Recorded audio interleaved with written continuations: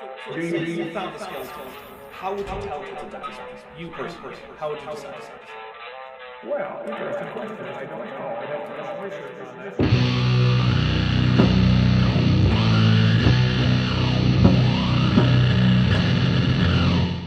Hey there, YouTube, the Dapper Dinosaur here.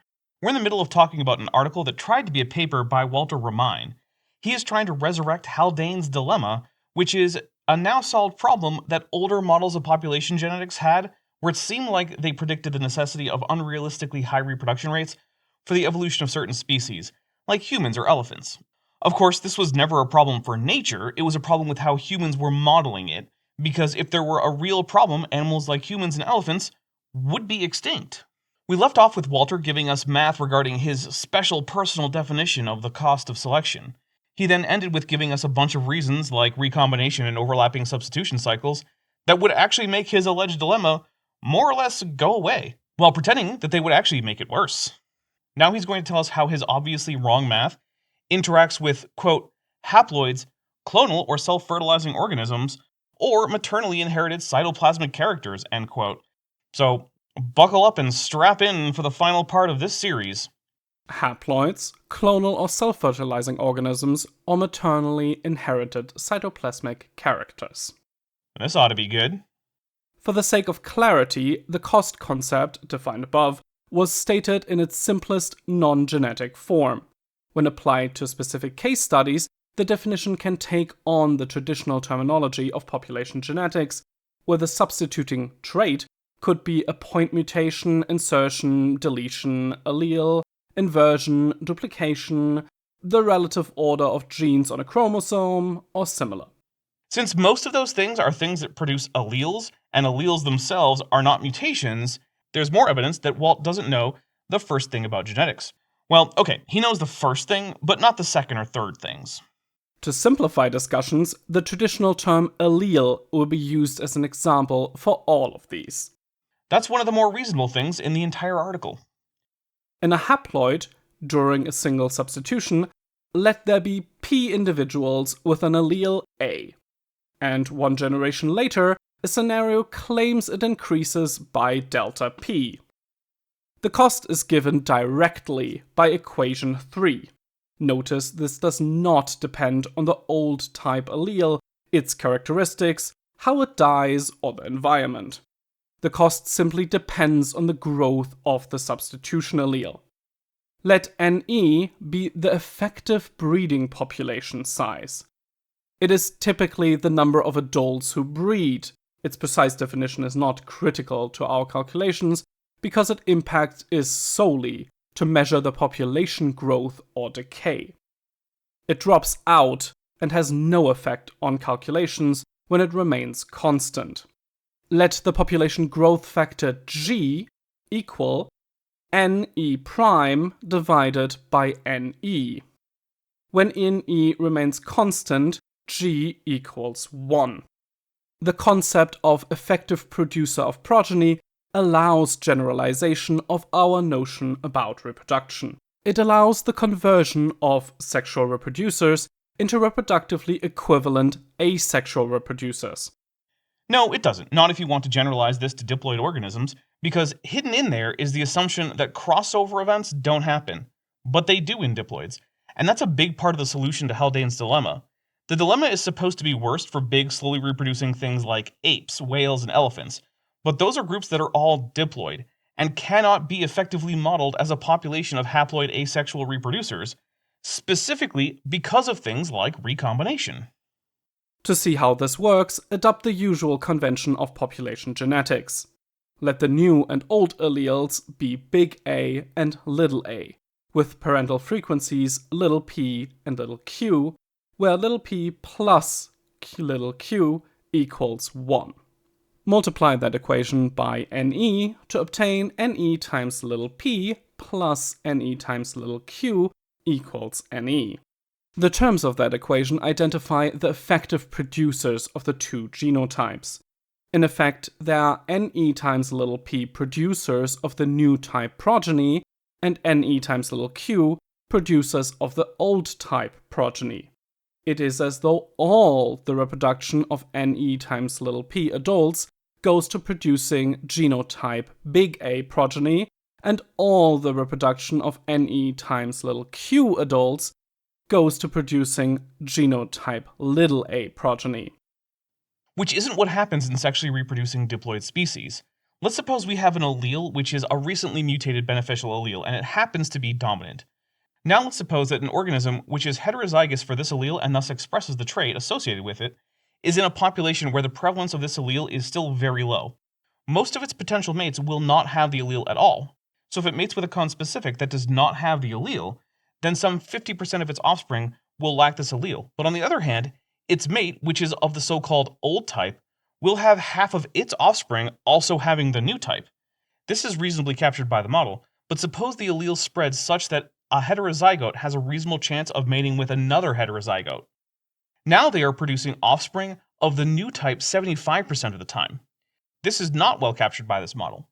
Then suppose an organism which is homozygous for the new allele mates. All of its offspring will be of the new type, as will all of those offspring produced by its mate, even if that mate lacks the new allele entirely. It has converted reproducers who are of the old type into producers of the new type. This is also not well captured by this model. Those figures are exact for asexual species. For sexual species, those figures are average value. Look, I'm not a population geneticist, and neither is Romine. So maybe they are averages that would apply to a species like humans, but that's not clear at all, and that statement needs to be justified. In any case, we have subdivided the population's reproductive capacity into portions responsible for producing each genotype. Cool, it's just that that's not how reproduction works in sexually reproducing diploid species. Genomes aren't replicated as a whole. There's crossover and new alleles interacting with alleles from the other parent. All of this is significant. If sexual reproduction were functionally equivalent to asexual reproduction, except that it required the organism to find a mate, then sexual reproduction would be unlikely to even occur. The gain in evolvability is itself the driving force behind sexual reproduction. A genotype's effective starting count is the number of effective producers of that genotype. For the substituting allele, that figure is big P equals NE times little p. By definition, the ending count is P prime equals NE prime times little p prime. For those of you watching, I want to apologize for the horrible picture quality on the equations. That's how AIG published them, and frankly, I'm not going to take time to just adjust them and type them up for them. Just know that AIG apparently doesn't care enough about this so-called paper to make it presentable when they publish it online. Then restate equation 3 as equation 7. Cost I equals NE prime times little p prime over NE times little p minus 1 equals G times p prime over p minus 1 if greater than 0, otherwise cost I equals 0. Equation 7 is valid under wide conditions, such as erratic fluctuation in both the population size and growth weight of genotype big A. You know, given how badly it ruins his math as we've seen, I'm surprised that Walter even acknowledged that populations can decrease in size. So I guess he just didn't bother to actually test his previous equations with that scenario. Weird. Next, assume a constant population size, g equals 1, and utilize the fact that genotype growth is usually specified in terms of selective values. Let genotype big A and little a have selective values 1 and 1 minus s respectively, where s is greater than 0. We now have a table showing genotype big A compared to little a. The selective value for big A is 1. Selective value for little a is 1 minus s. We then get equation 8 for the frequency. Little p plus little q equals 1. We then get equation 9, apply selection. Little p plus 1 minus s times little q equals 1 minus s times little q. And then equation 10, normalizing it. Little p over 1 minus s times little q plus 1 minus s times little q over 1 minus s times little q equals 1. The left-hand term is the new allele frequency, little p prime, which by equation 7 gives equation 11. Cost I equals s times little q divided by 1 minus s times little q. Equation 11 gives the minimum required excess reproduction rate. It is accurate regardless of the environment, changing or unchanging, the selection coefficient, small or large, or the type of selection, soft or hard. For example, in a population of 1 million adults, where 1 has the new allele, big A, therefore little p equals 10 to the minus 6, suppose s equals 1, which means that the substitution occurs in 1 generation, then cost I equals 999,999. That reconfirms the first scenario in the above selection, cost versus speed. Hey, we did it! We're at the halfway point of this article, and I want to note that while he says this works in all scenarios, he also said that the cost of selection cannot be negative, but again, it sure can be. Let's suppose that we have a population of 1 million, but we assume that 750,000 of the population have the substituting allele. Then we'll assume that half the population dies, and that of those, all those who lack the substituting allele will die. Suddenly, the cost of substitution is apparently minus 150,000 for the substitution to occur in 1 generation, according to this equation. I think it would be quite easy to pay that cost from the standpoint of population genetics. Genetic death. Equation 11 is identical to Krauss' cost formula and, under Haldane's additional assumption of s much smaller than 1, it simplifies exactly to Haldane's formula. This is remarkable because this equation derives from different physical reasoning, though with a similar goal in mind. Haldane reasoned that the population begins with a normalized size of 1 on the right side of the equation 8. After selection, that quantity is reduced by amount seen on the right side of equation 9, s little q in this case. Haldane identified this reduction as the genetic death divided by the adult population size, so it has units of genetic deaths per adult, and defined it as the cost. Haldane used the same mathematical method reflexively and without physical justification in all his various case studies. The physical justification is that there are organisms which contain genomes which do not reproduce in any given generation. Therefore, those genomes are not replicated. Therefore, they have died, whether literally or metaphorically. But in either case, with an obvious physical justification and meaning, I struggle to think that the Riemann cannot understand this. Later, Crow's formula covered the full range of s values, but based on the same physical reasoning as Haldane. Crow defined the cost as the ratio of those eliminated, s times little q, to those not eliminated, 1 minus s times little q. That definition twice uses Haldane's concept of genetic death. Their formulas give mathematically correct predictions, but based on dubious physical interpretation. Notice that their being dubious is entirely the invention of Riemann. It's trivially easy to see what is meant by genetic death. Of course, this is all pissing in the wind, since the mere existence of humans and whales and other such slowly reproducing organisms is enough to show that Haldane's dilemma is a modeling problem, not a problem faced by actual organisms. As pointed out by Feller, Moran, Hoyle, and Wallace, Haldane's definition of genetic death does not make sense physically.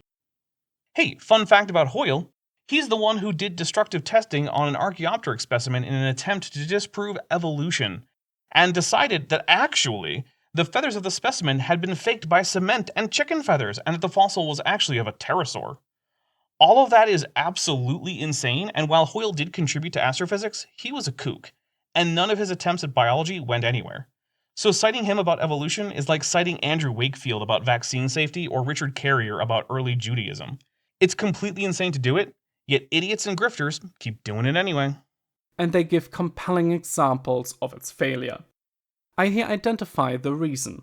Equations 9 and 10 are separate mathematical steps that represent a single, indivisible physical process. In nature, there is no step of applying selection followed by a separate step of normalizing. Rather, this all happens in one swoop.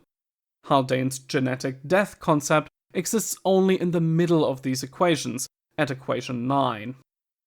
Imagine an equation putting different terms on different aspects of a process. I mean, next thing you'll be telling me that mass and acceleration both exist at the same time when a force is applied. It is a mathematical phantom that does not exist in physical reality. The solution to this is to jettison his concept of genetic death and build upon firmer ground. The solution is to redefine terms. Fun. That's not at all a sign that you can't actually win a scientific argument on its own terms, and instead you want to have a different argument and pretend it's the original one. The physical meaning of genetic death has been a continual obstacle. Examine the simplest case, a single generation, sometime during a single substitution in haploids with constant population size and uniform reproduction rate, followed by selection through juvenile death. Selection by juvenile death means that those juveniles don't reproduce, and so are genetic deaths per Haldane's definition. It also means that even if the previous generation had a uniform reproduction rate, the next one sure won't, since some of them don't reproduce at all. And S is much smaller than 1. In this simplest case, and using the genetic death concept, we can construct a correct argument that limits the substitution rate. But extreme care is required because the logic is indirect and complicated. Firstly, the deaths had to be converted, somewhere, somehow, into a requirement on reproduction rate. Only because the population is assumed to be constant. If it's not, then we don't actually have to care about the real value of reproduction rate, only the normalized value, because fixation is about proportion, not absolute numbers. At this point, I feel like Walter is trying not to understand this stuff. Traditionally, this conversion was done implicitly, not explicitly, so it was not well understood. Secondly, in the simplest case, genetic death was interpreted as a death of old-type individuals caused by the presence of the new allele, or, equivalently, the deaths would not have occurred if the new allele had been absent. That the genetic deaths are caused by the individuals with the substituting allele struck me as absurd on its face, but then admittedly, I'm not an expert in this field, much like our author here. Of course, the difference between him and me is that when something is claimed that seems absurd in a field that I know I'm not an expert in, I actually ask experts what's going on, and so I asked Zach Hancock and Dan Stern-Cardinal, both PhD biologists, both geneticists, both of whom have worked on evolution and population genetics, and both of whom are friends of the channel. And, yeah, they've read this whole thing, and, yeah, their take is the same as mine on basically everything. So, identifying genetic death seemed to require that the scenario be examined under two circumstances, with and without the substituting allele. But what possible relevance could the second circumstance have? Why would the second circumstance, where substitutions are absent, have any bearing whatever on limiting the substitution rate? This mystery was cause for confusion. Some researchers interpreted the mystery as follows. If the environment is deteriorating and the new allele is beneficial relative to the deteriorating environment, all alleles are only beneficial or deleterious relative to an environment, short of alleles that are so deleterious that they just cause a premature death regardless of environment. Those are always deleterious, but they also obviously do not persist in the population. Then the same deaths would occur even if the new allele had been absent. Likewise, the presence of the new beneficial allele would not increase the deaths. Therefore, the deaths are not caused by the new allele, but are entirely caused by the environmental deterioration. Okay. I really hope there's a point to this. One that isn't just whining about Haldane's definition, but one that actually applies to real life, to real organisms, that would in some way, if true, present a problem for the consensus view in biology.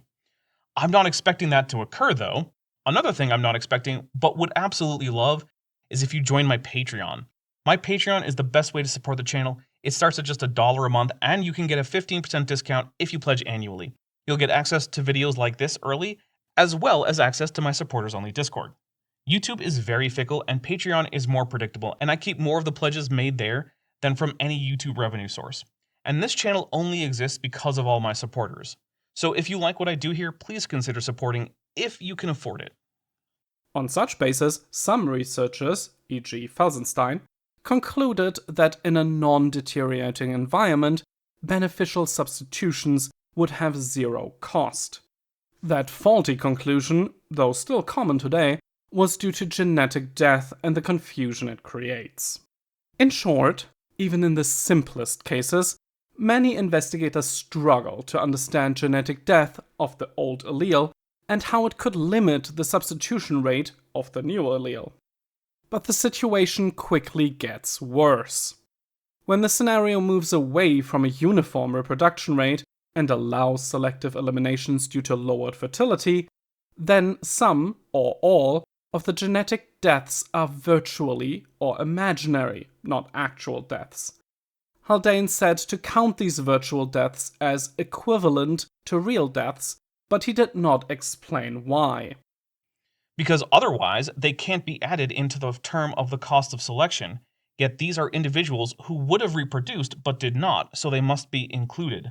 Of course, since we're normalizing the population, it doesn't matter much either way. The substituting allele will, by definition, have a higher normalized reproduction rate and a lower normalized rate of genetic deaths, because those things end up coming out as synonymous.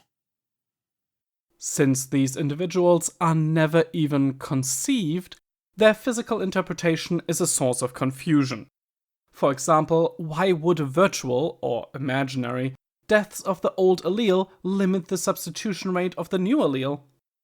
The answer can now be realized. Haldane's virtual death concept is merely an artificial tabulation device that helps us calculate the correct answer, tabulate all selective eliminations, even those due to lowered reproduction rate, as though they are actual deaths. That really means all scenarios are calculated as though they have a uniform reproduction rate. In effect, Haldane was using the cost equivalence principle. Using that artificial tabulation device, and when the selection coefficient approaches 0, the number of selective deaths of old-type individuals divided by the adult population size, which is Haldane's cost concept, happens to equal the required excess reproduction rate for the entire population. In other words, there are a certain number of selective deaths of the old type, and the population is required to produce an excess reproduction rate sufficient to supply those old type progeny. Only if we assume a constant population size. That's why outside of Ramine's work, these values are normalized. It occurs to me that some of my audience may not know what normalization is. Data rarely comes in as raw values from 0 to 1, but such values are very useful for comparing different datasets and using statistics on. So datasets are often transformed into values from 0 to 1. This is actually not very difficult. First, the value of the smallest data point is subtracted from all data points. Then all the data points are divided by the new value of the largest data point. So for example, let's say that we had a dataset with some units that don't matter much, and values of 432, 981, 928, 10,938, and 154. 154 is the smallest of these numbers, so we subtract it from each of them. Then we get 278, 827, 774, 10,784, and 0. Now the largest remaining data point is 10,784, so we divide all the remaining numbers by that number, and we get 0.04006, 0.9097, 0.8605, and 1, and of course 0. Now the relative size of the data points are the same, but they go from 0 to 1. The data has been normalized. In the case of a population, normalization would mean dividing by the population size. So a reproduction rate of 4 in a population of 1,000 would be equal to a normalized reproduction rate of 4 divided by 1,000, or 0.004. This is done because it allows us to see the relative fitness of various phenotypes and adjust things like cost of selection to be comparable across populations. And so that we don't have to always include population size calculations, since population size ultimately does not matter that much to the question of how much reproduction above the average has to occur for a new allele to reach a certain frequency in a population. Because, as I keep saying, fixation isn't about reaching a particular absolute number of individuals with an allele, but about the frequency of the allele in the population reaching 1 or 100%. However, under a uniform reproduction rate, this same rate is also required for producing new type progeny, and this latter requirement remains unaffected even if the reproduction rate is not uniform. This again uses the cost equivalence principle. In this way, we can translate Haldane's cost concept, genetic death, into my cost concept, and provide legitimate physical rationale for Haldane's cost argument. So let's agree there. Now what?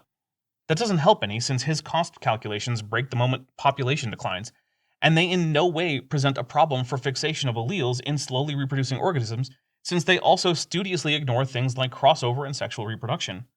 I'm getting tired of Walt trying to justify changing the definition for cost. I would like him to just make an actual argument against evolution, since that's the whole point of this. That rationale, however, is also awkward and convoluted, which has kept Haldane's argument under a cloud of confusion.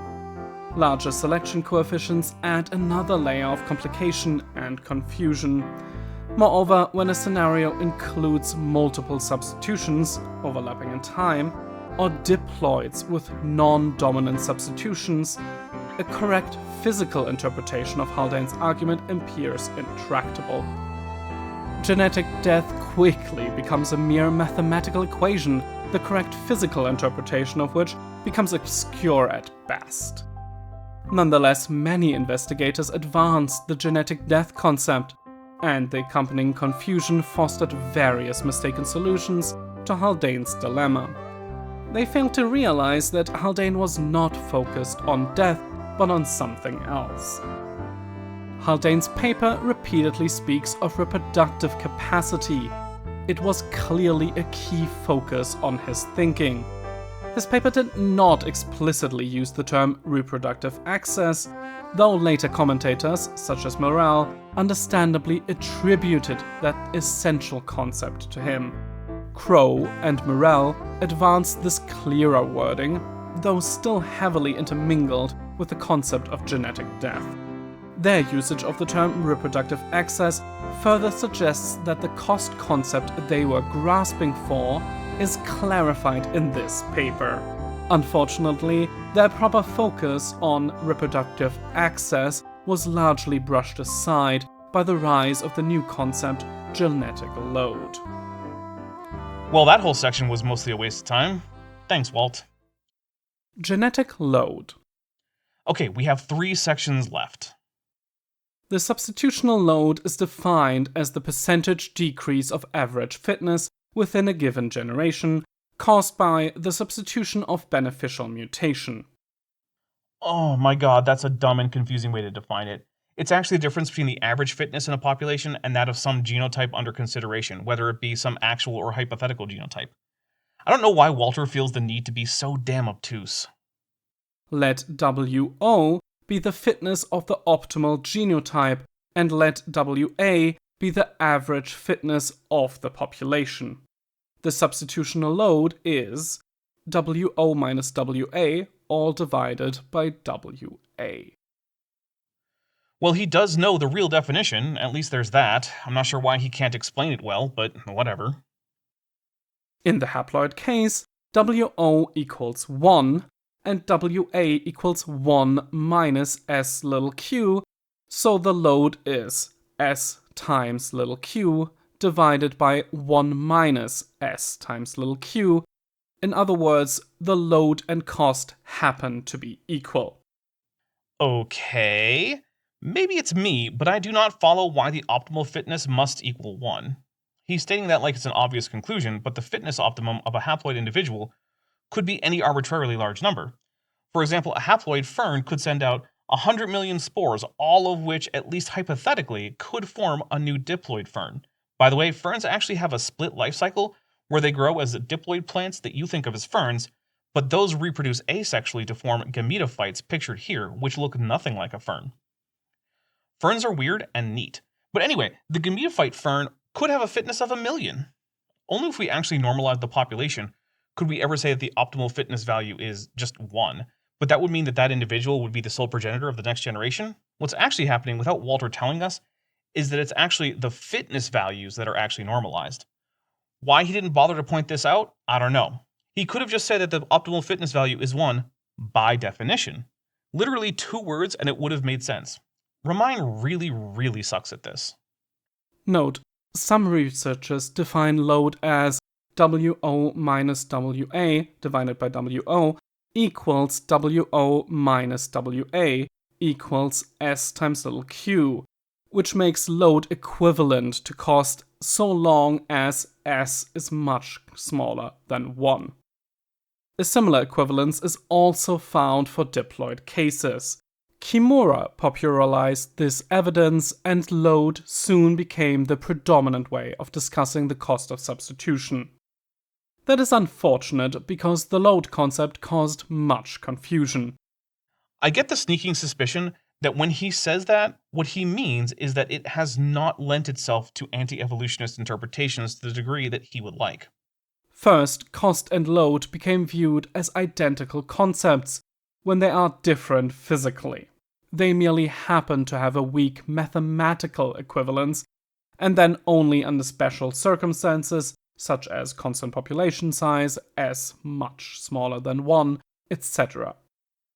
Load obscures the physical processes, especially in diploids, and defocuses the concept of reproduction rate, which is rightly the central focus of cost theory. Except that it's obviously not. Walter wants it to be, but that's not the same thing. This whole screed is his attempt to make his wish a reality, and it crashed hard because his work is trash, and he should feel bad as a person about that. Second, substantial load has a strong counterintuitive flavor. Guess how much being intuitive matters in science? It's not at all. Lots of things about science are counterintuitive, and are true nonetheless. You think it's intuitive that light travels as both a wave and a particle, and that its speed is always constant for all observers? It's not. You think it's intuitive that objects of different mass experience the same gravitational acceleration towards the ground? It's not. Kimura notes that one popular criticism is that the substitution load of more advantageous alleles for less advantageous one cannot be considered a load, since the fitness of the species is hereby increased. The load argument claims the substitution of a new beneficial mutations into the population temporarily decreases the average fitness of the population, so a beneficial mutation causes a fitness depression. No, because the way we measure fitness is by reproductive output. So if fitness went down, that means reproduction went down, and that means the allele is deleterious and fixed anyway. The only way for an allele to fix because of natural selection is for the reproductive rate of those with it to increase relative to the overall fitness of the population. Now that means a relative decline in fitness for the old type genome. That is not a depression of the fitness of the population as a whole. Why can't Walter figure out the difference between relative and absolute numbers? While that made some sense to mathematicians, its physical interpretation has been a major source of confusion. Third, load strongly emphasizes the concept of fitness, which creates confusion.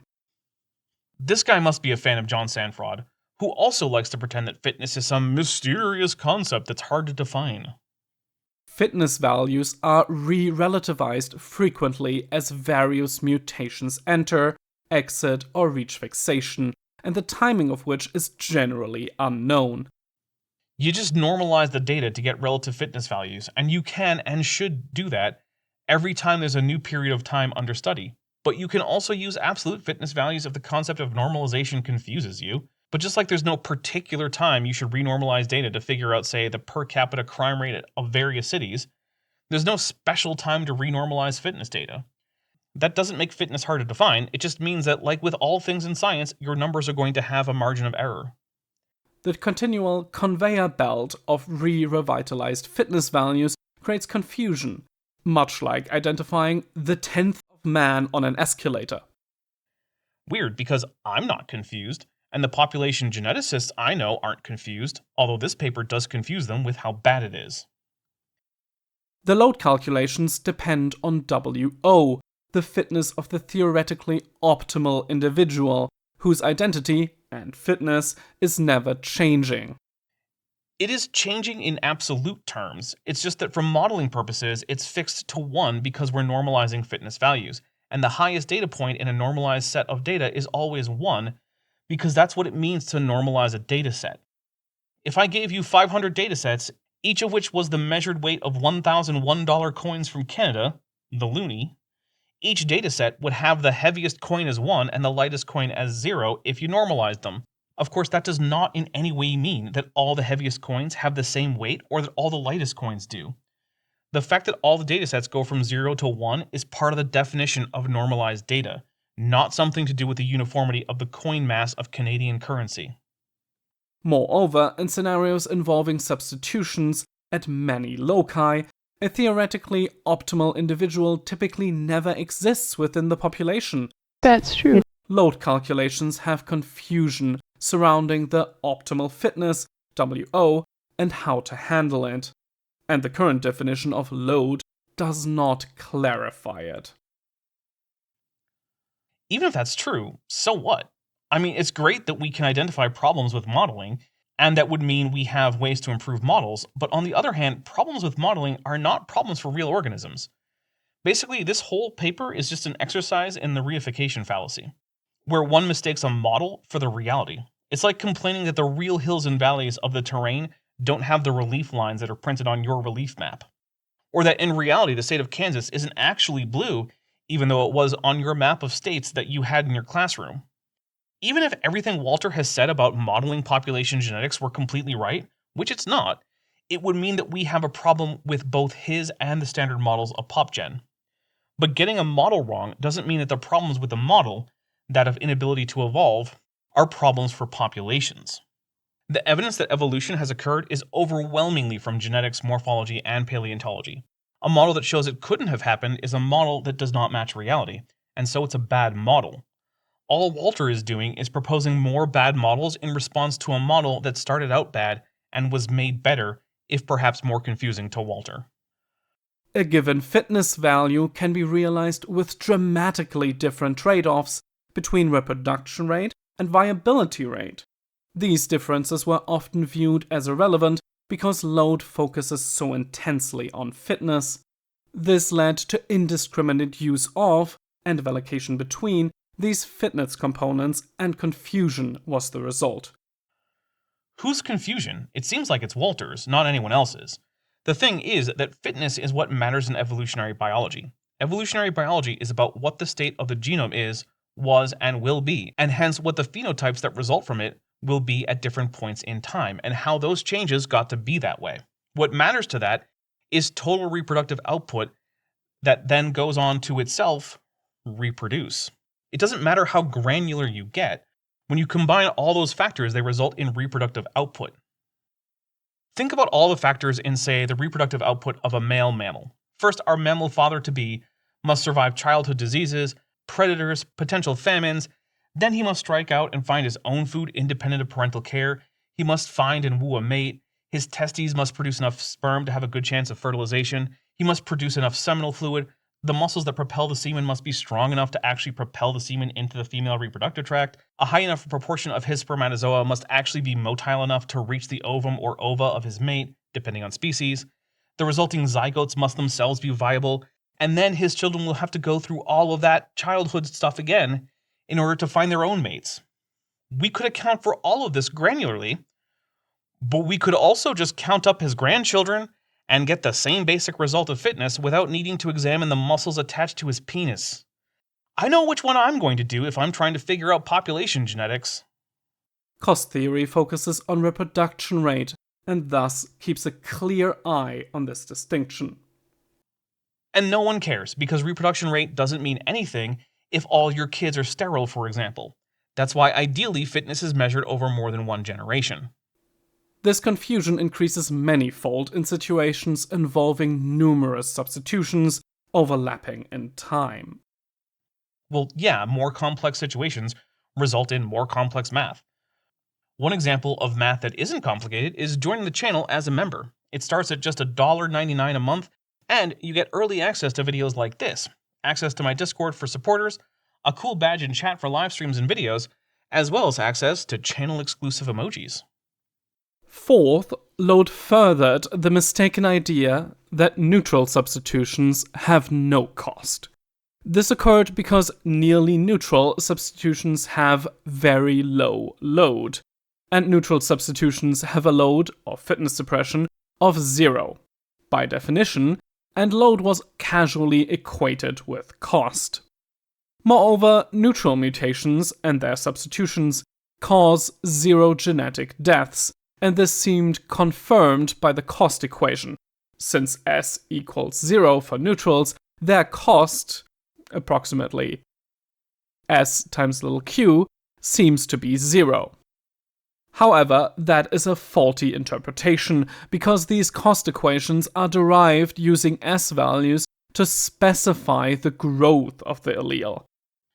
Here, Walter just complains that his definition of cost isn't used by other people, and so they don't agree with him. My message to Walt is, either write a paper that's worth a damn, or cope and seethe, maybe do some molding too. When S equals 0, there is no growth, and hence no cost, but no substitution either. Yeah, under Walt's version of cost, sure, but why do we care? Actually, why do we care is probably the biggest question anyone, even the now barely remembered hosts of the Answers in Genesis Canada show this series was supposed to be about, should ask. In effect, it calculates the cost of not substituting a neutral mutation, 0. This again shows a real difference between the load and cost concepts. I don't think anyone is trying to claim that Walter's personal meaning for cost isn't the same as genetic load. But the problem is that he's trying to convince us that his idea is better and more useful, and in service to that, he's now just pointing out how it's novel, but that was never a contentious point. The erroneous notion that neutral substitutions have no cost caused confusion and encouraged various claims that beneficial substitutions likewise have no cost. I noticed that there's no citation here. There probably should be one. Generally, if you want to claim that people are making a claim, you need to actually cite some people making that claim. That's just how you write papers. I guess we have another reason to reject this paper if we were peer reviewers: insufficient citations. Although in this case, I probably wouldn't recommend rejecting the paper on that ground. I just recommend revisions to add the citations. I'm not that mean. Fifth, load is a single value for the entire population. Calculate using the entire population's average fitness, WA, and the optimal fitness, WO. I feel like Walter has forgotten that we can and do make load calculations based on particular real phenotypes, not just hypothetical ideal ones. I'm not sure that would change his argument much, but I just feel like it's important to point out that load is not always some hypothetical calculation based on the accuracy of our estimate of a potential maximally fit organism.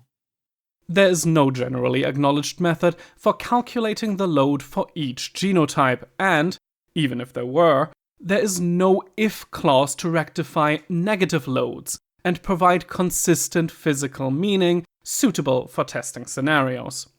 By contrast, the cost of substitution has a distinct, physically meaningful value for each genotype. Yeah, but one where just having a population decline breaks Walter's math, so it's useless, regardless of how bad a model genetic load is. Though usually only the largest costs are calculated for testing a scenario. And these give the reproductive requirements for each genotype. In other words, load theory is a blunt instrument, while cost theory provides finer detail and a more transparent connection to the underlying physical processes. Neat! Too bad it so easily breaks and can't account for things like bottlenecks or the founder effect. You know, things that we know for sure happen in the real world. Things that are part of many species' history, including Homo sapiens. Cost and load are different lines of physical reasoning. These terms ought to be used more carefully and no longer interchangeably. I don't care. I'm skipping this last paragraph. I've been at this too long already, and all he does is continue to whine about how his model isn't the same as load, and he likes his idea better. Continuous generation models. When I first saw that heading, I thought of spontaneous generation. Luckily, that's not where we're going with this. This is also somehow only our antepenultimate section of this so-called paper. This might actually kill me. If it does, then all your Patreon and membership money will go towards funeral expenses. The discrete generation model from equations 3 and 4 can be generalized into a continuous generation model. At time t, let p of t and dp of t dt be the effective number of individuals who produce type big A progeny, and its time rate of change, respectively. Are we really just going to be turning the already useless model into a useless model that uses calculus? Why do I do this to myself? Oh, right. Self-loathing. Of course! Let big T be the effective generation length. This is approximately the parents' ages when they give each birth, averaged over all births that reach mid-parenthood. What the hell is mid-parenthood? If you think you know, let me know in the comments, even if it's just a wild guess. Big T is also equivalent to the time unit from the corresponding discrete generation model. This is what links the two models together.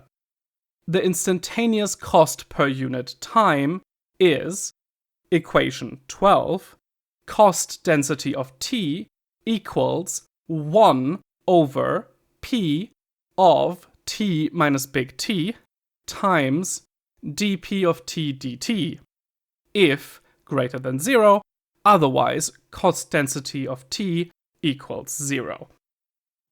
I just want to say thanks again to Ferrevare for reading all these equations. I know it wasn't easy, and it helps with accessibility big time.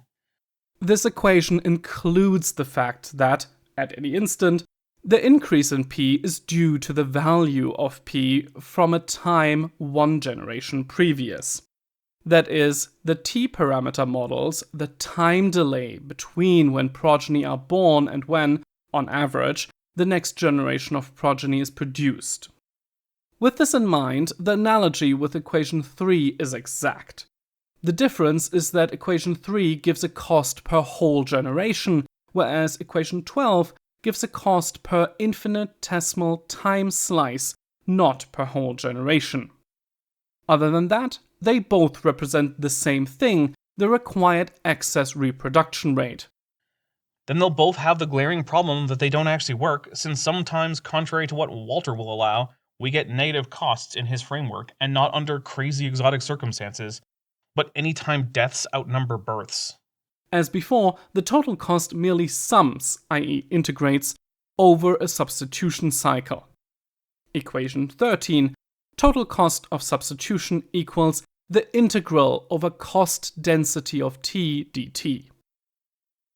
If the substitution is very slow compared to the time delay t, then the total cost will asymptotically approach the classical formula, equals log base e of k, my equation 6. However, the total cost increases rapidly for faster substitution speed, such as shown in table 2. This continuous model is directly applicable to haploids, and can be extended to diploids using methods given in the next section. We can contrast with Flake and Grant's continuous generation haploid model. They define the cost density as the ratio of instantaneous rate of loss of the old trait to the instantaneous population size. Their derivation then arrives at equations identical in form to equations 12 and 13, absent the big T parameter. Their final result then gives a total cost identical to the classical formula, equals log base e of k, equation 6, independently of the substitution speed.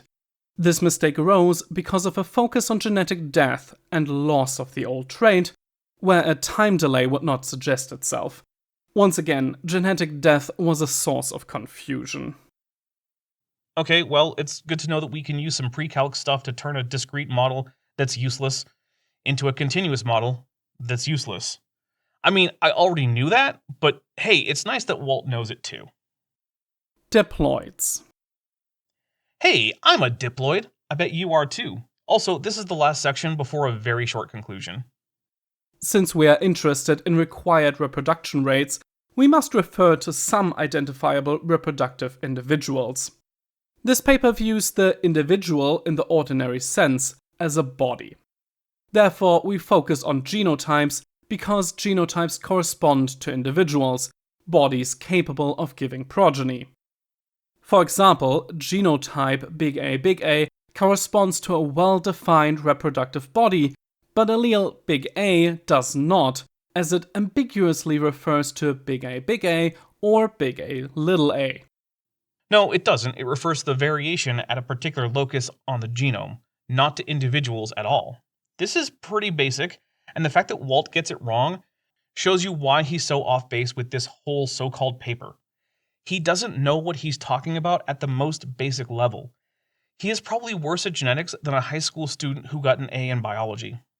Alleles substitute, but genotypes are the vehicle for the increases. That's fair. Therefore, we always calculate the costs of specific genotypes, not alleles. This distinction is invisible for single substitutions in haploids, where the allele and genotype have a one-to-one correspondence, but this distinction is essential in all other cases. I would actually agree, although I suspect that he's going to ignore that genotypes of the non-substituting type can result in production of the substituting type. I don't know. Let's find out together, shall we? In diploidy, individuals correspond to the three genotypes: big A, little a, and little a. Correspond is a weird word here. I would rather say that individuals have those genotypes, but whatever. At the start of generation I, let the starting count of breeding adults be denoted as P big A plus P big A plus P little a equals NE. The ending count of one generation becomes the starting count of the next. Dividing by NE gives the starting genotype frequency denoted by F big A plus F big A plus F little a equals 1. The parental allele frequencies are then easily calculated.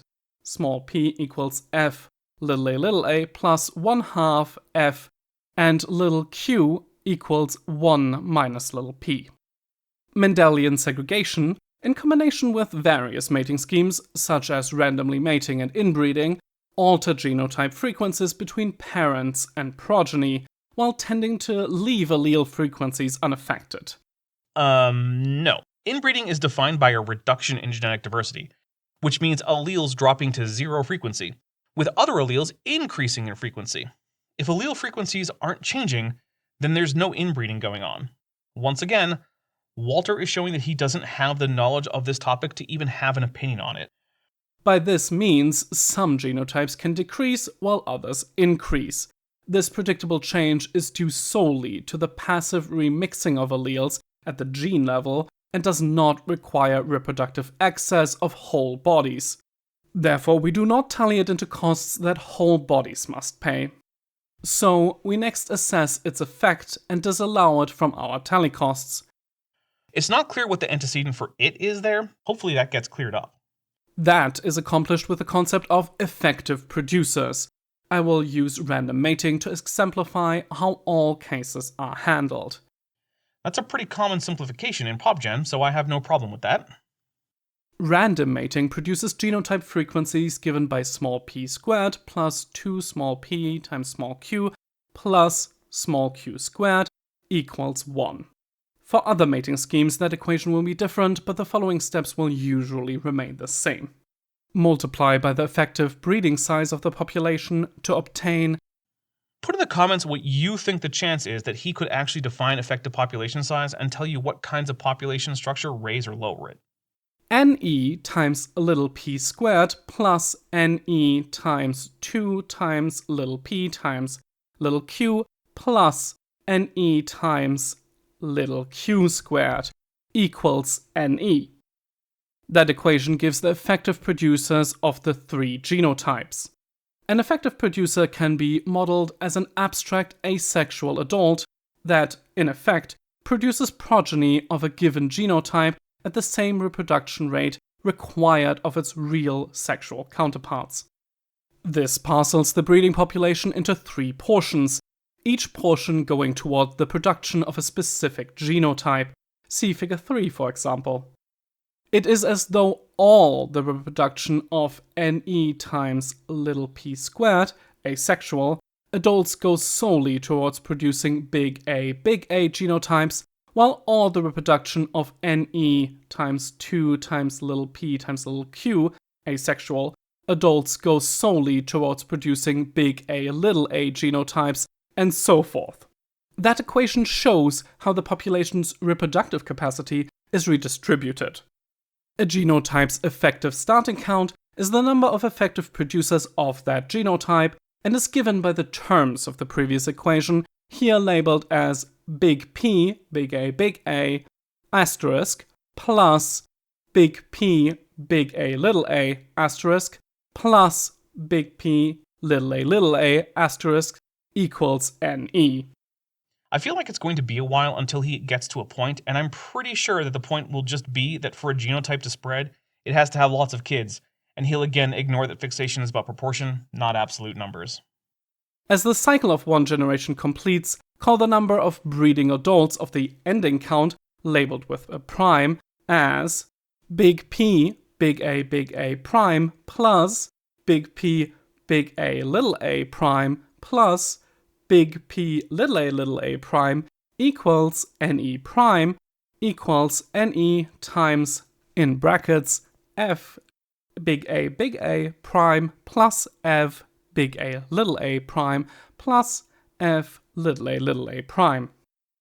In generation I, each genotype has a cost given by equation 3. Equation 14, cost big A I equals big P, big A prime, over big P, big A asterisk minus 1 equals G times F big A prime divided by little p squared minus 1, if greater than 0, otherwise cost big A I equals 0. Sorry, I'm just making sure that you're still with me. If you got to this point, put Rosebud was actually the sled the whole time in the comments, so I know who the real ones are. Also, if you actually get this whole reference, then good job. Equation 15, cost big A I equals P big A prime over P big A asterisk minus 1 equals G F big A prime over 2 little p little q minus 1 if greater than 0, otherwise cost big A I equals 0. Equation 16, cost little a I equals big P little a prime over big P little a asterisk minus 1 equals G F little a prime divided by little q square minus 1 if greater than 0, otherwise cost little a I equals 0. He really hates negative costs, even though that's just what happens when populations shrink, or at least can happen. So far, he's only acknowledged that that's even a thing once, but of course we know from things like the founder effect that shrinking populations are a significant part of the fixation of alleles in a new species. His model just can't account for this. Or rather, it says that in such cases, cost is 0, which rather removes the problem of the cost for replacement of new alleles precluding evolution at large scale. While it's true that aspects of punctuated equilibrium, like group selection, have largely not held up to scrutiny, this aspect of it has indeed held up quite well, and here's Walter just pretending that it's not important. Those equations have a straightforward interpretation. Take a case where the population size is constant. He sure does love those cases, since they're usually the only ones that work out well. But also, if the population is constant, then a new beneficial allele starts spreading. While keeping the population constant, it means something has made the other alleles less fit than they were before, leaving the overall fitness of the population the same. That's not normally how it works. Populations as a whole can become more fit, and then their whole population goes up. That's what adaptation is in the first place. G equals 1, and focus on the substituting genotype big A. Its effective producers have a frequency of little p squared, and this genotype ends the generation at a greater frequency, F big A prime. That requires a reproduction rate f big A prime divided by little p squared, which is a cost of continuity of 1 plus a cost of substitution of f big A prime divided by little p squared minus 1.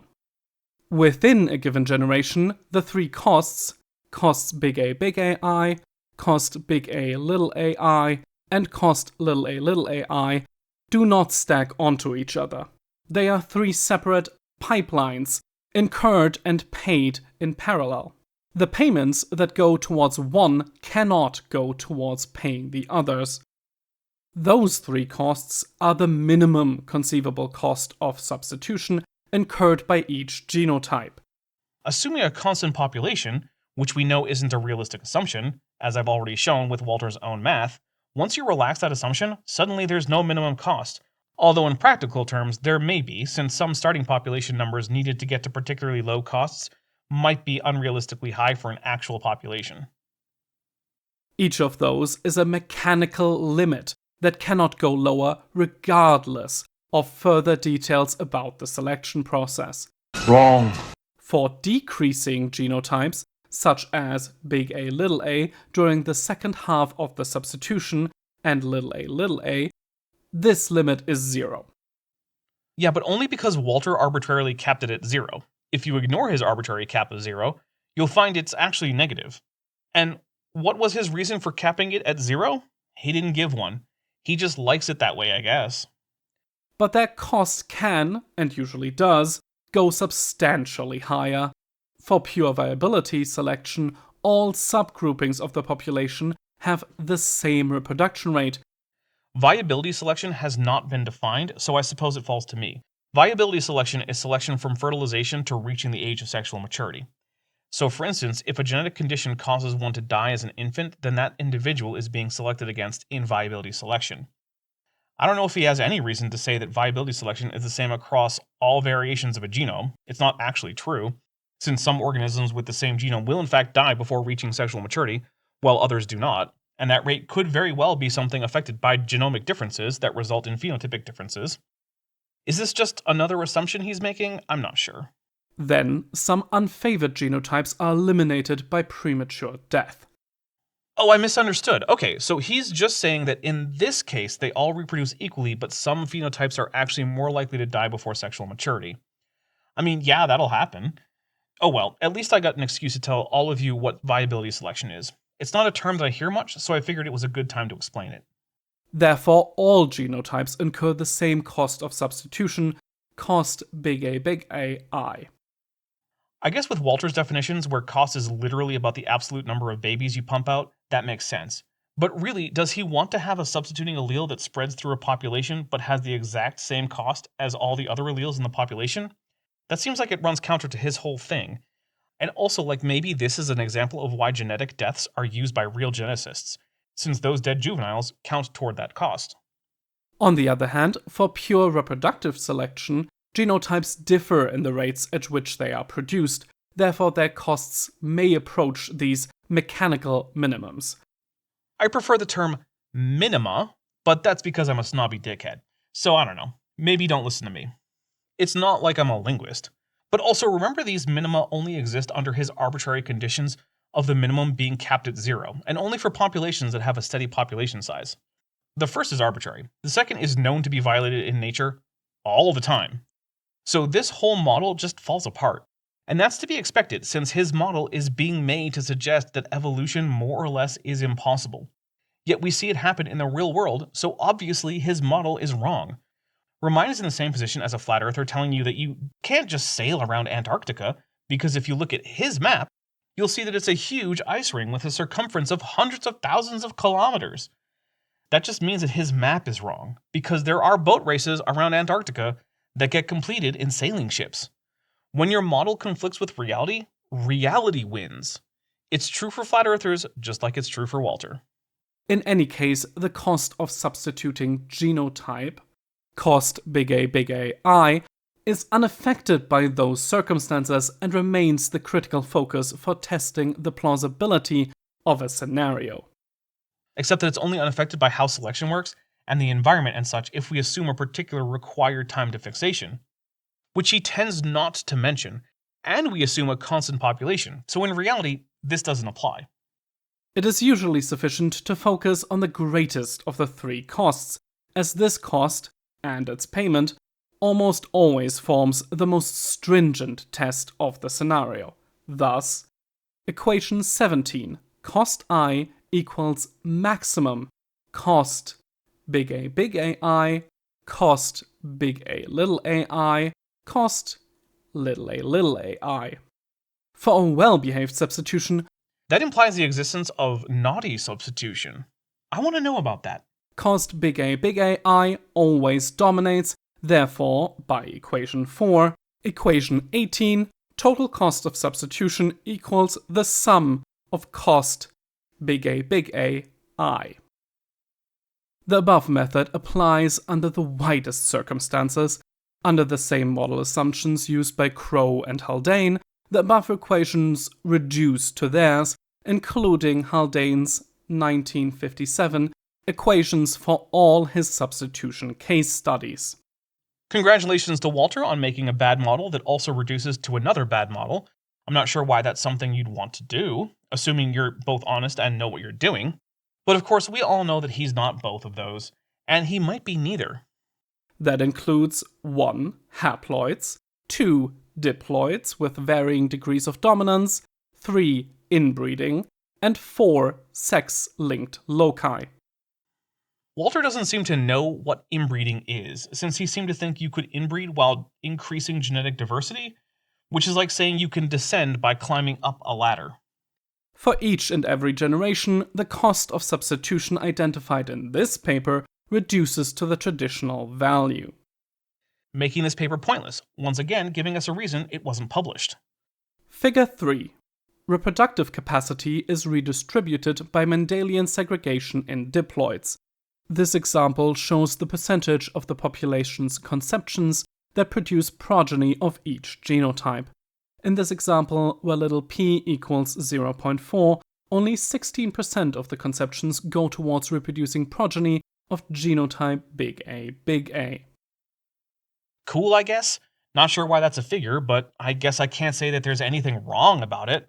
And there's nothing wrong with a bit of a call to action either. So I'll take a minute to say to you that if you're enjoying this video, please hit the like button, leave a comment, and share the video outside of YouTube. All of those things really help with the algorithm. And with a video like this, I really need that help. Conclusion. Finally.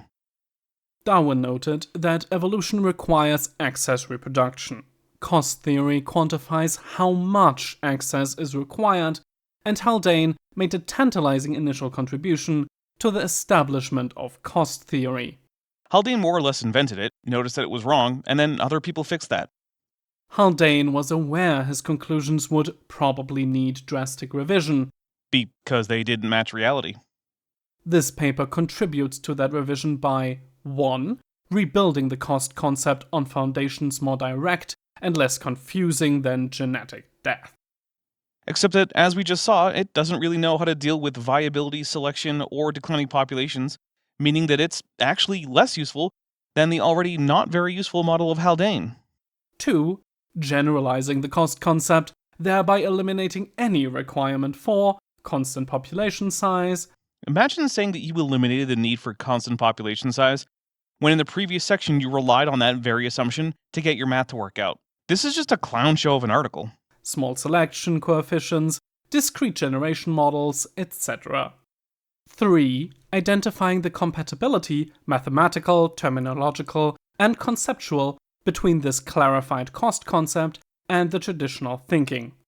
And in every case where he claimed that it just came down to, see, I got the same numbers and equations as Haldane, when you think about it, okay, cool.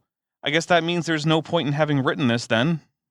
4. Showing the difference between cost and load, and why cost is inherently clearer. No, it was shown why Walter prefers his own bespoke definitions of cost, but since his definitions break all the time in real-world scenarios, who cares? 5. Eliminating various matters of confusion, such as notions that beneficial substitution incur no cost, or pay for themselves, or cause extinction. I'm going to disagree that he did any of that. 6. Showing that the critical cost of substitution is set by the substituting genotype's growth rate and is not reduced by environmental change or the type of selection processes, soft or hard. Well, he tried to do that, but it was trivially easy to show that he did not. The treatment given in this paper is fundamental and will eventually need to be expanded to achieve broadest applicability. Or really even narrow applicability, since right now I'd argue it applies to more or less no actual populations in any kind of actual diachronic investigation of genetics. You see, I too can use big fancy words. I'm on at least the same level of qualifications as Walter Remine. Of course, I also have the advantage of bothering to check with real experts, so I think that gives me a leg up.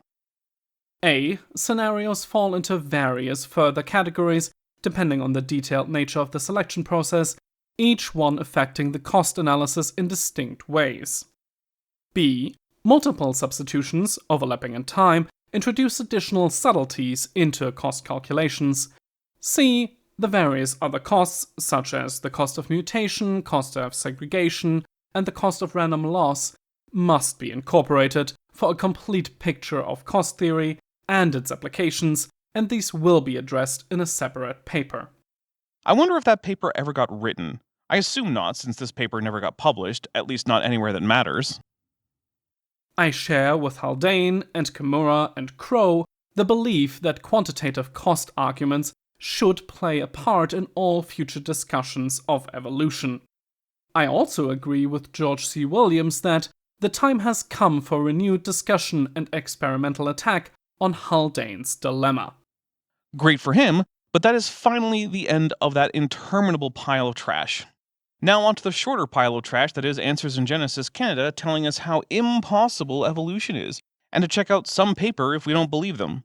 Of course, I've checked out all their citations so far, and found them all to be embarrassingly bad. So let's see what else they have for us. The article title was Cost Theory and the Cost of Substitution, a Clarification. Yup, it sure was.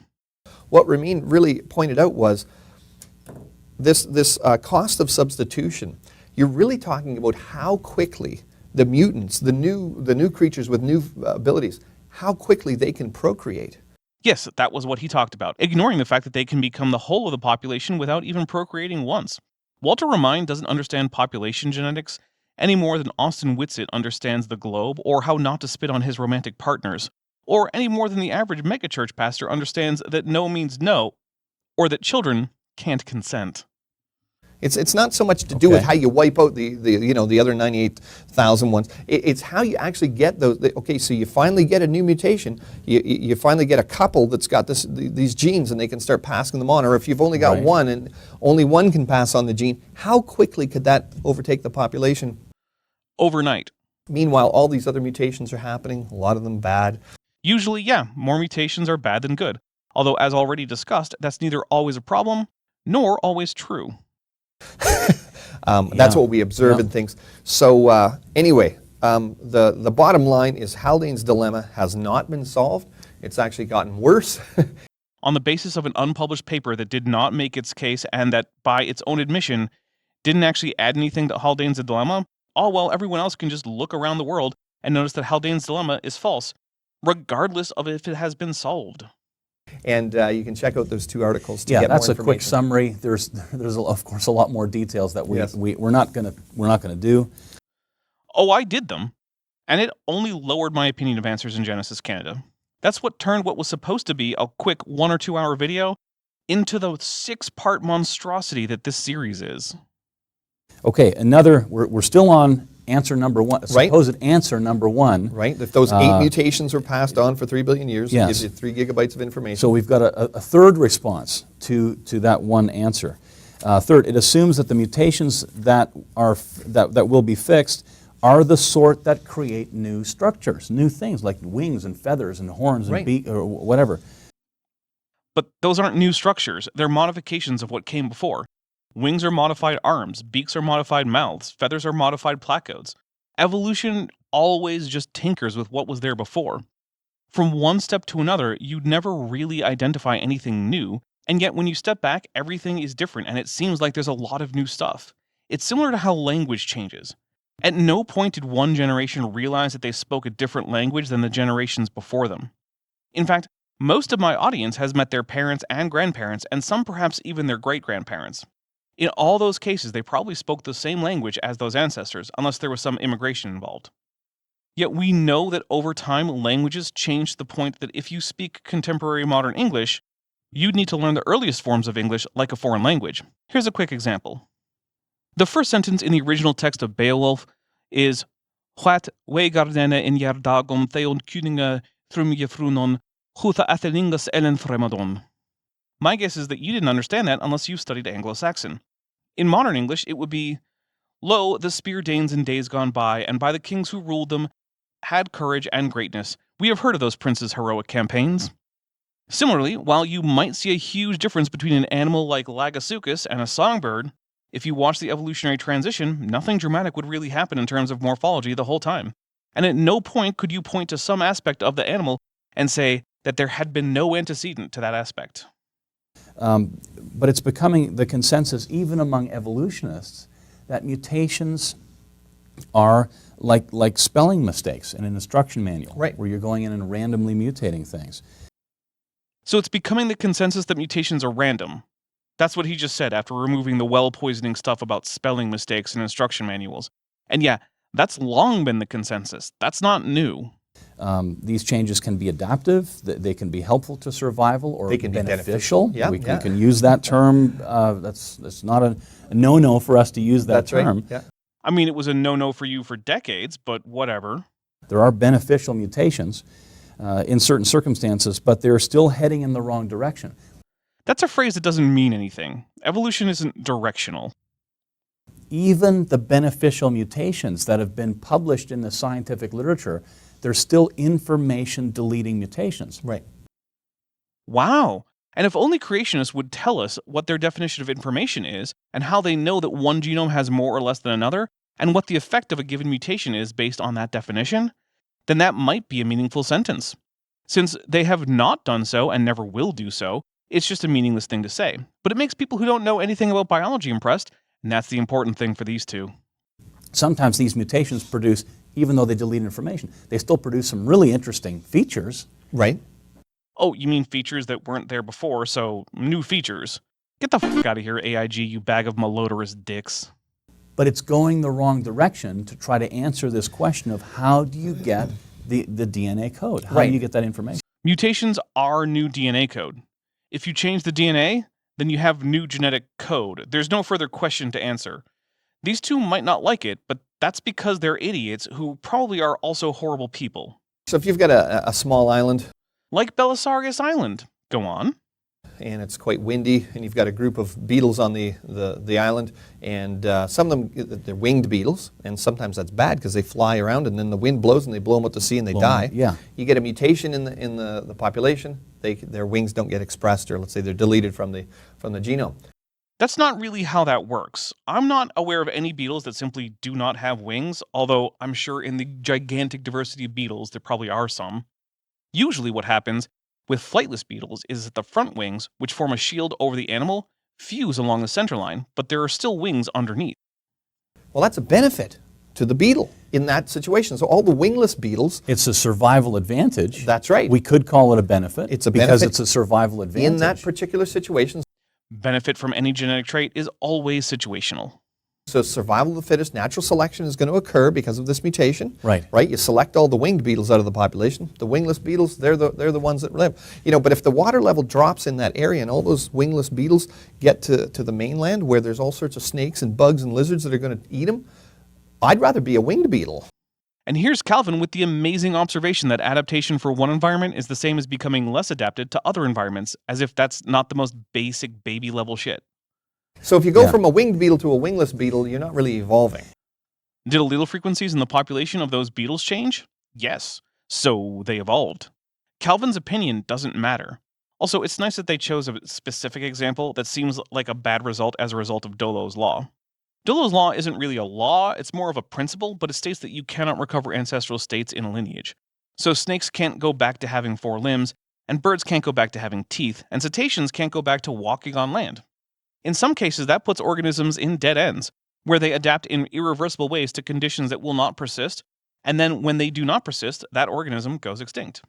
But what about lactase persistence in humans? That's a benefit that could also be lost, and that is not restricting further evolution in humans. And even in cases where the loss is completely unrecoverable, like teeth in birds, it doesn't always seem like it's a big hindrance. Birds get along just fine without teeth, and their beaks are quite effective. In fact, birds have managed to get just about every type of diet out there without teeth, including folivory, frugivory, omnivory, carnivory, etc. Cherry-picking a particular adaptation of a beetle doesn't make the rest of evolution wrong. It just shows that Calvin has a bad imagination, or is just dishonest. Given that he can imagine a boat carrying all the land animals through a global flood, I suspect that the problem is not with his imagination. It's beneficial in the sense that it produces a survival advantage. Right. Yeah, that's what beneficial is. It's like he's complaining that seatbelts keep you safe in the sense of reducing the chances of injury or death in a car crash, and by lessening the severity of injuries that do occur. Yeah, that's what keeping you safe is.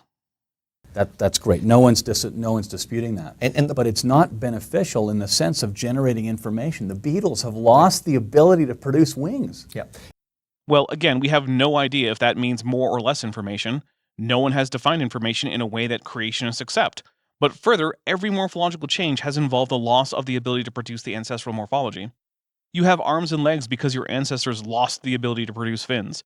You have a jaw and ear bones because your ancestors lost the ability to make gill arches. You have lungs because your ancestors lost the ability to make a digestive system that doesn't cause choking. You have a hair because your ancestors lost the ability to make protective hard bumps on the skin. If you want to discuss morphological change in terms of the loss of ancestral states, you can. It just doesn't mean anything in terms of the validity of common ancestry and evolution. And so for this, like we mentioned, if we were observing these things all the time, I mean, there are a lot of scientists observing genetics today. And watching evolution happen in real time, including the real-time observation of the evolution of brand new irreducibly complex features in organisms. And so, even with all the random, information and mutations that are happening, even if you could show one or two beneficial mutations that actually, did actually increase something or cause something new to happen. Like lactase persistence, the brand new muscles in dog faces that aren't in wolf faces, the evolution of a brand new metabolic pathway in E. coli, and the evolution of human tethering antagonism in HIV, etc. Yeah, if only we could show that. Even if you could show one or two, which they don't have any hands-down cases of that. Yeah, except for the 4 I already had at the top of my head, and there are, of course, more. In order for evolution to have occurred, you would have needed billions and billions and billions of these things to occur. Yes. I'm not sure where he's getting that number. The human genome itself is only billions of base pairs long, and it includes at least one whole genome duplication in its history. I'm not sure how you get to needing billions and billions of mutations to get to that point when you can get half of it as a result of a single mutation. Seems like he's just making up a big number, something creationists love to do. Yeah. And so, and that's not what we've seen. Yeah, we don't see billions and billions of mutations. Too bad that was just something Calvin Smith made up based on vibes. So there's more details on some of these things. We've written up some of that example with the winged beetles that we just talked about. That was an actual observed example. We didn't just make that up. Yep. It might have been based on an example, but unless they produce a citation for an actual wingless beetle rather than one with a fused carapace, I'm calling bullshit. And you can there's links to these things and things like antibiotic resistance, blind fish in caves, and so on. Examples of where mutations have produced an advantage. And if you go to creation.com/QE or question evolution, creation.com/QE, we're not reading through that. This is already far too long. That'll take you to the page that has all 15 of the questions for evolutionists. And if you scroll down to the bottom of the page, it has our rebuttals, the content that we're talking about on the show. By which he means just links to this video and those like it. So we got other supposed answers? Yes, answer number 2. Let's move right along. I can't believe how long it took us to get through number 1. Computer models have shown how mutations can lead to large-scale change. That's one of the responses that we got to this. Computer models have demonstrated this beyond a shadow of a doubt. For example, Richard Dawkins, right? He has the weasel program. The weasel he program. thinks it is a weasel. I think that's the phrase he's looking for. You're trying to get to a particular phrase and so on. Yeah. I do not think that computer models are great evidence of actual evolution. What they are is a way to check a model and see if it gets results that are similar to what we observe in reality. So it's a check on a model, not on reality. So I would not use this as my answer to the question, although it is very interesting. But all of those computer simulations, every single one, they're artificial situations. They don't duplicate what's actually going on in nature. Right. Sure they do. I mean, they at least can. We know because they often give realistic results. And now I miss the Creatures franchise.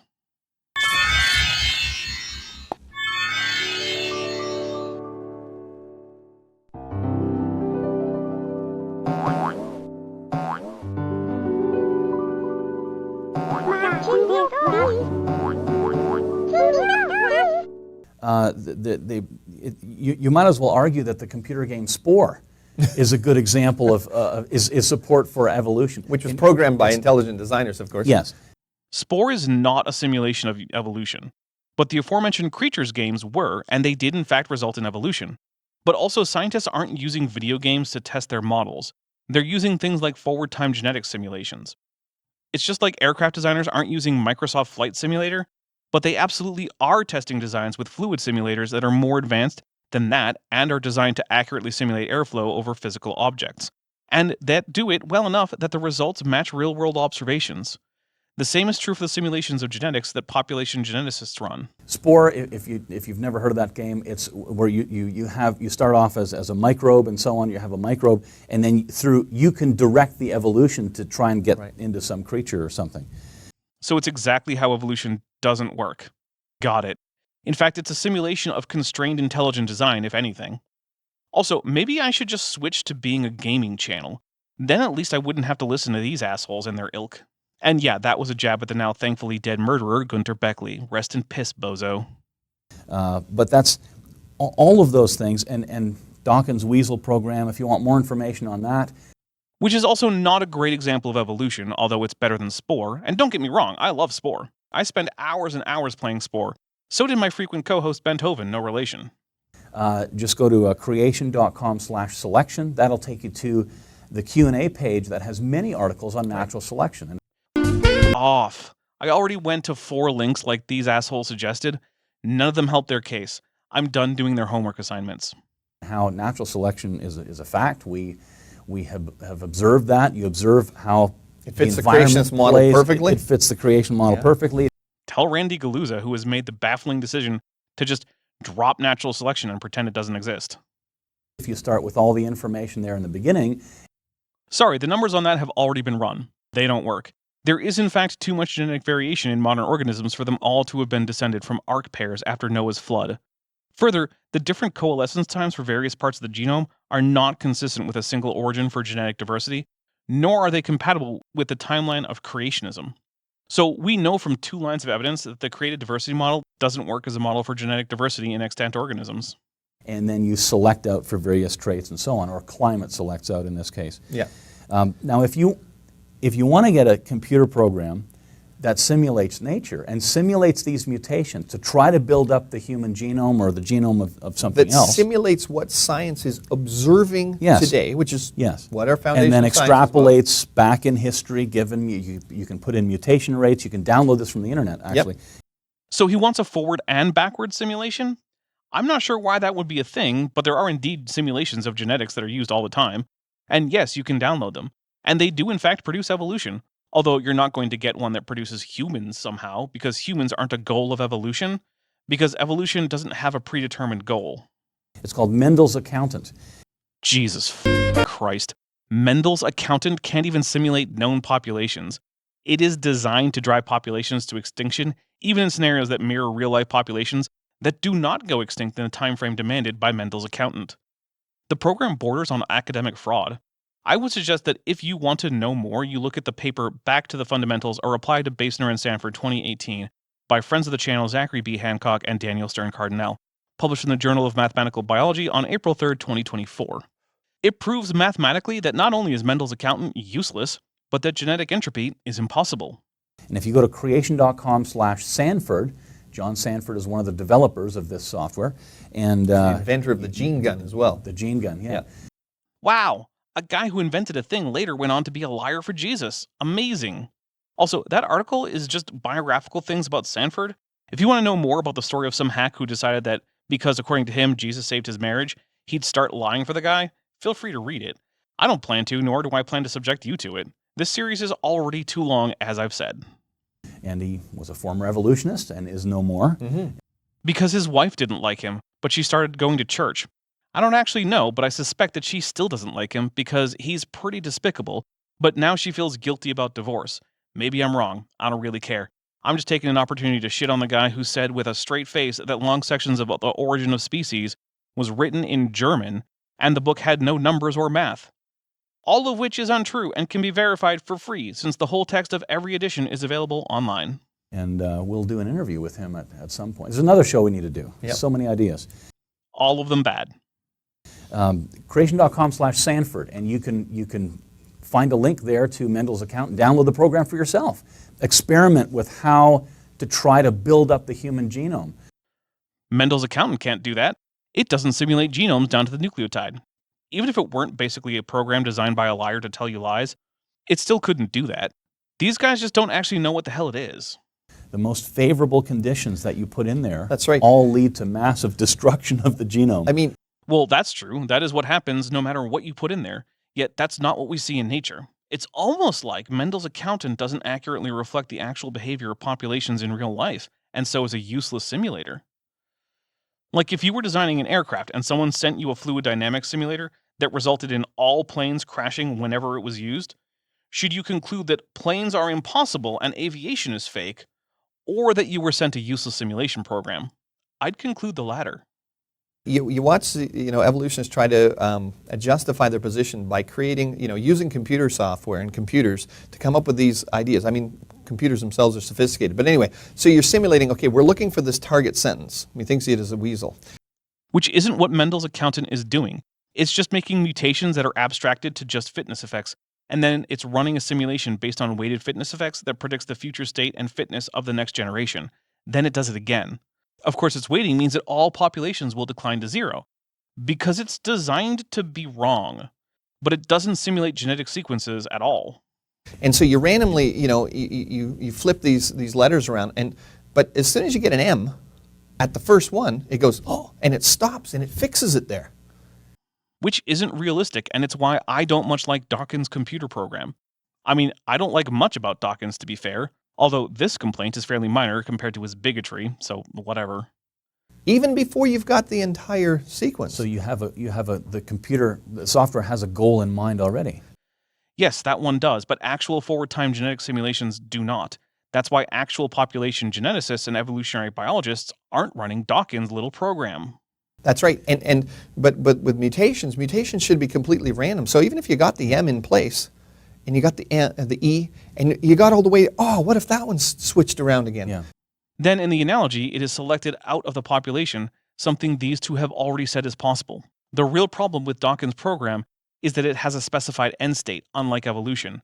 Not that it can eliminate low fitness changes. That's something it does correctly, and these two already agree with that. They're just too stupid to realize it.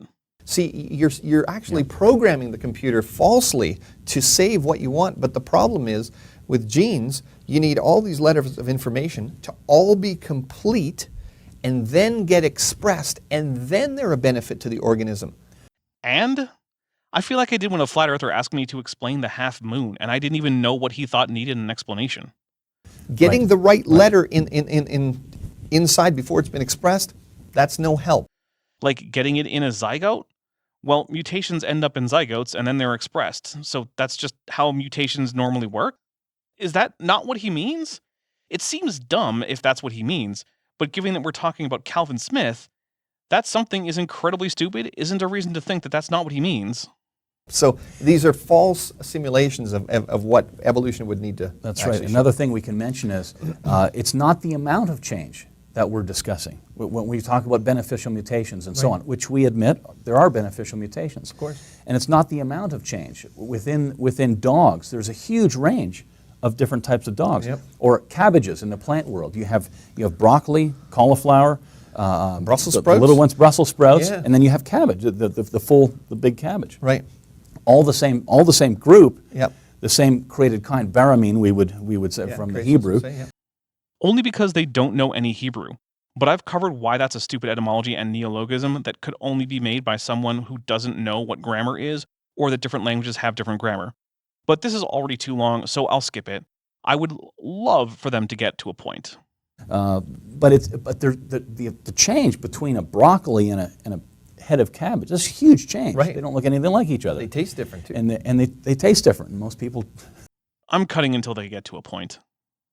it's not the amount of change, it's the type of change. Right. Right. So I guess that's a point we can make as well. Yep. What are these types? The only thing they've said that I can think of are gain versus loss of information, but since they still refuse to let us actually have a way to test that, it's meaningless and just comes down to they accept the change that they can't deny and reject the change that they can't accept. There's a third answer. You want to do that one? Sure. Here was an objection that said using words such as accidental and mistakes is misleading and misses the point entirely. I don't know. I think that it can be misleading, but I also think that such terms can be used in good faith. Now, these two wouldn't know good faith if it bit their noses off, but whatever. Well, this is a kind of, again, it's one of those, supposed answers that you're really missing the point. Aw, does Calvin not like having his rhetoric criticized? Number one, scientists, evolutionary scientists themselves use words like that. They use mistakes, those terms. accidental, Yes. because it's a random process. And I wish they wouldn't, because those terms have negative connotations that are inappropriate. But then most biologists aren't concerned with how they'll be misrepresented by creationists any more than most astronomers are concerned with how they'll be misrepresented by flat earthers. Even if Richard Dawkins or evolutionists want to argue that natural selection is actually a guided process because it selects the most favorite and all that. They don't want to argue that. It's not guided, it's also not random. The mutation process itself is an accidental copying mistake. That's what it is. No, because accident implies a desired outcome, but that isn't part of DNA replication. So it's not a mistake, it's a change that happens stochastically. It's only an accident by analogy. I mean, you can use all sorts of different terms, but when you get down to brass tacks, that's what it is. And evolutionary scientists are using these phrases themselves. So, Yes, and like I said, they shouldn't, in my opinion. But what they're not doing is using them dishonestly, just unwisely. That's a big difference. it just, I mean, Carl Sagan, right? Carl say, yeah, we can read that quote. That's in the rebuttal. You can go to creation.com/QE and go to the rebuttals there. He said mutations occur at random and are most uniformly harmful. Which is wrong. They're most uniformly neutral. But then Sagan wasn't a biologist, so I'll forgive him for getting some details wrong. It is rare that a precision machine is improved by a random change in the instructions for making it. This is from the book Dragons of Eden. Let's read more of the context. Accidentally useful mutations provide the working material for biological evolution, as for example a mutation for melanin in certain moths, which changes their color from white to black. Such moths commonly rest on English birch trees where their white coloration provides protective camouflage. Under these conditions, the melanin mutation is not an advantage. The dark moths are starkly visible and are eaten by birds. The mutation is selected against, but when the Industrial Revolution began to cover the birch bark with soot, the situation was reversed and only moths with the melanin mutation survived. Then the mutation is selected for, and in time almost all the moths are dark, passing this inheritable change on to future generations. There are still occasional reverse mutations eliminating the melanin adaptation, which would be useful for the moths were English industrial pollution to be controlled. Note that in all this interaction between mutation and natural selection, no moth is making a conscious effort to adapt to a changed environment. The process is random and statistical. Large organisms such as human beings average about 1 mutation per 10 gametes. That is, there is a 10% chance that any given sperm or egg cell produced will have a new and inheritable change in the genetic instructions that determine the makeup of the next generation. These mutations occur at random and are almost uniformly harmful. It is rare that a precision machine is improved by a random change in the instructions for making it. Most of these mutations are also recessive. They do not manifest themselves immediately. Nevertheless, there is already such a high mutation rate that, as several biologists have suggested, a larger complement of genetic DNA would bring about unacceptably high mutation rates. Too much would go wrong too often if we had more genes. If this is true, there must be a practical upper limit to the amount of genetic information that the DNA of larger organisms can accommodate. Thus, large and complex organisms, by the mere fact of their existence, have to have substantial resources of extragenetic information.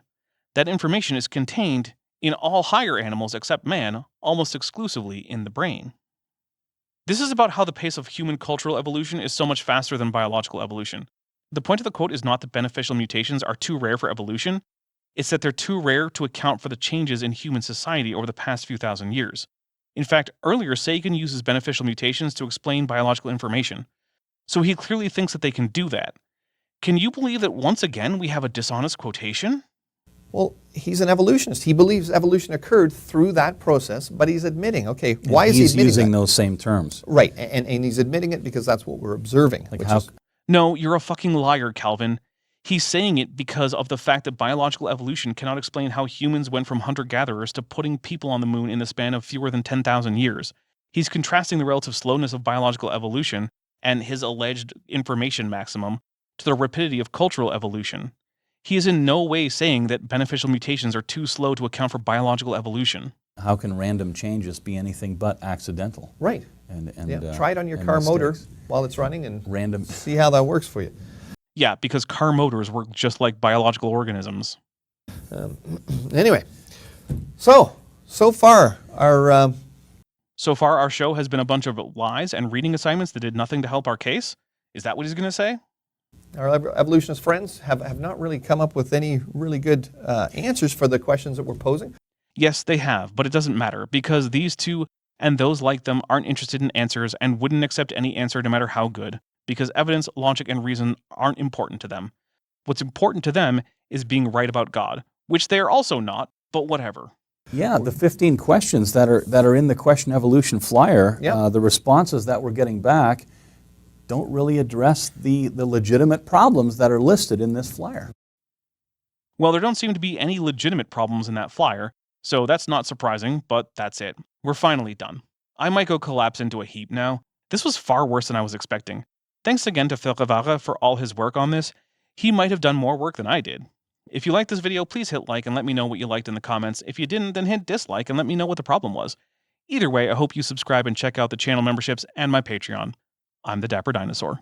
Hey, before you leave, I just want to take a second to thank my patrons and channel members, especially those pledging $20 or above. Ben Tovand, Tapioca Weasel, Sphincter of Doom, Regios, Landon Knoll, Ian Chen, Eleron Teller, Phil Rivera, Kelvin Brostick Van Manen, David Hercules, Joshua Geese, Vollus, Dan Sheedy, Pega Jace, The Plastic Mouse, Arrow Dodger, Gordon Love Science, Amber Athelian, Pixie Purple, Agricola Siqua, and John Ackerman. It's because of my channel members and patrons whom you're seeing on screen that this channel can stay afloat.